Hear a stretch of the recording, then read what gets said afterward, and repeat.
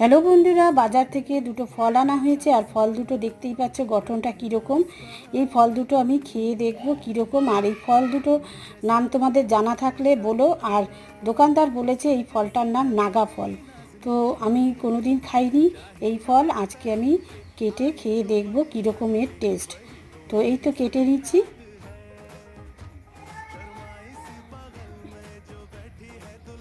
তো এই তো মিডিলে কাটা হয়ে গেছে। আর দেখতেই পাচ্ছ অনেকটা দেখতে কিন্তু ন্যাশপাতির মতো লাগছে ভেতরটা। তো আবার টুকরো করে নিচ্ছি, আর এক টুকরো খেয়ে টেস্টটা আমি তোমাদের জানাবো।